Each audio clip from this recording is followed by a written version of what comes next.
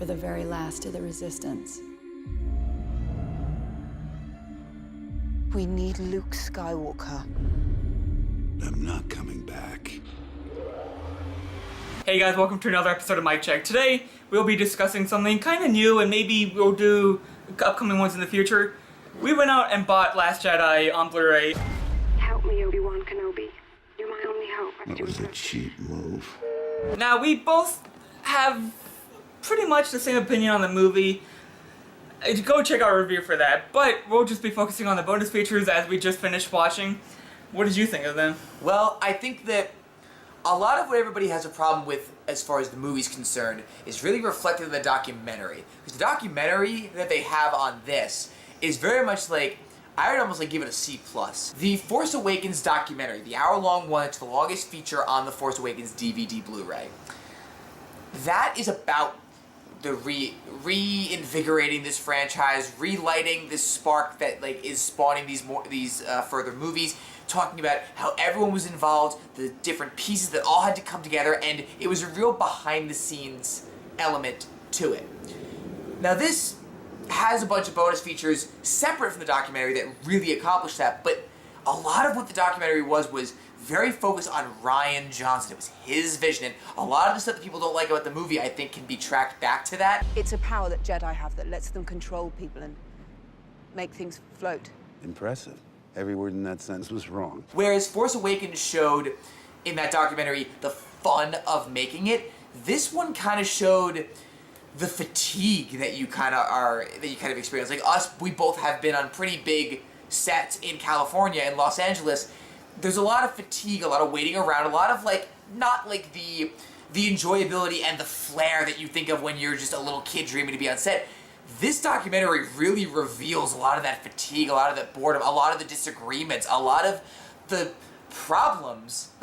more struggles that everybody experienced because of the fact that Rian Johnson is very quiet and mild-mannered, but also very commanding, and you barely saw any of Daisy Ridley.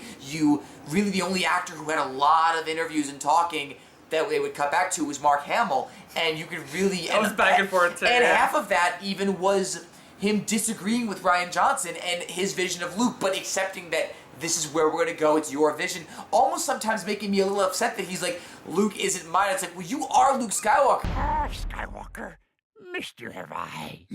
Aside from George Lucas, who created the character, and the audience who experiences it, you are the next person who has that right to the character. And it kind of made me feel some mixed feelings, and there was a lot of tension. No, I to agree. that. What I will say is that Force Awakens is a nice movie, so nice in fact that I bought it twice.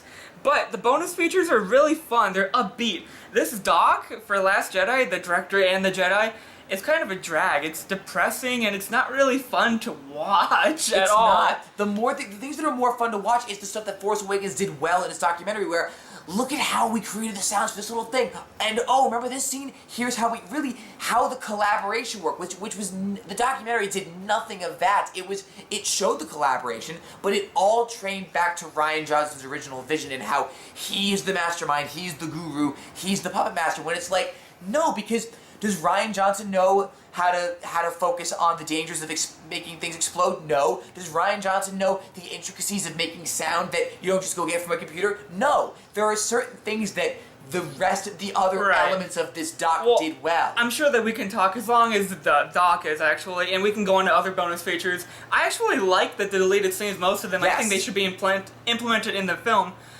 Some of them are kind of jokey or side questy, as the movie is, but it is still very well input into Finn's background, and I really like the elevator stuff, and I like the third lesson that Rey has to have. It does make the movie longer, but maybe that's what we needed.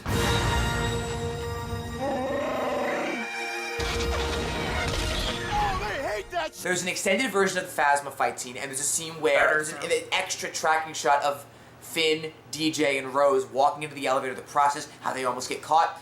The thing about this movie and what it does to Finn is that it doesn't go into the most interesting part of his character, which is his relation to the First Order and him being kidnapped and pretty much enslaved. The deleted scenes give you not nearly enough to forgive Finn's storyline, but a little bit that they just couldn't have in the movie that we both thought were very, very well done. Two scenes that I will say that I agree with, that I like, but I agree that they are deleted, is there's a scene where Luke is mourning Han, and there's a scene where, like you said, it's Rey's third third lesson.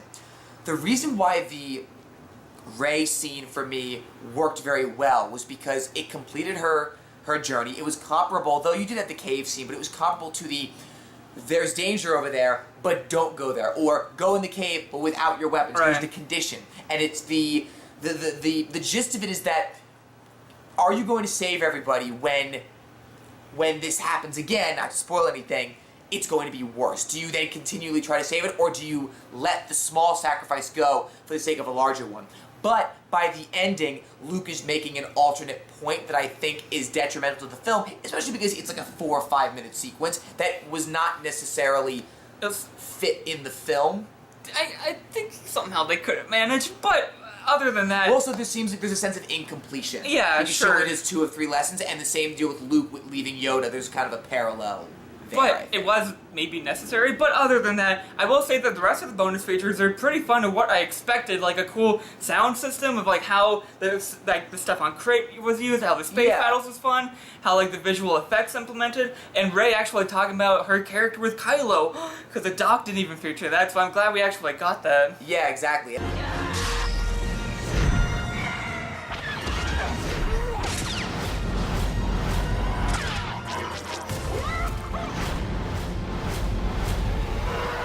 Little things like that, like alternate openings, things like, you know, Luke mourning Han would have been nice, but because it then cut to Leia mourning the Resistance, it's sort of, is she thinking about Han when she really should be thinking about that? So it's like, it's little editing, writing, pacing, shooting, things that you really can kind of tell the filmmaking process here. It's just that the doc itself didn't do it as well as the individual bonus features, which is still fine because the individual bonus features still at least give you nearly an hour, if not more, of footage that you can watch and that you can enjoy, especially if you're a Star Wars fan or if you're a fan of watching behind-the-scenes things like this. Overall, of course, we'd say we recommend it. Add it to your list.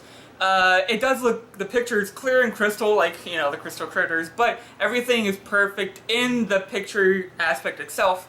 And we haven't watched the film on Blu-ray yet, but we imagine the sound is great as well. And so we just say maybe it's a good time for what you're looking for. Maybe not the bonus feature itself, but as the movie, yeah, go ahead and buy it.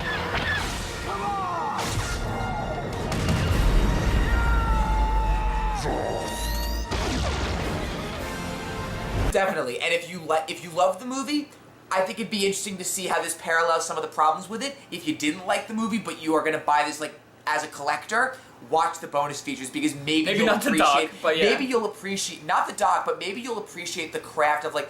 Just remind yourself what goes into making a film like this. You can still judge it as harshly as you want. If you love it, fine. If you hate it, fine. If you're in between, fine. But there is still a craft to making it that not the doc. Let me emphasize it again. But everything the else, other stuff kind of emphasizes and really holds true to. The rebellion is reborn. The war is just beginning. As usual, before you go see a movie, or in this case, before you go buy a movie, check in with us first. Thanks for watching. Bye. I will not be the last Jedi.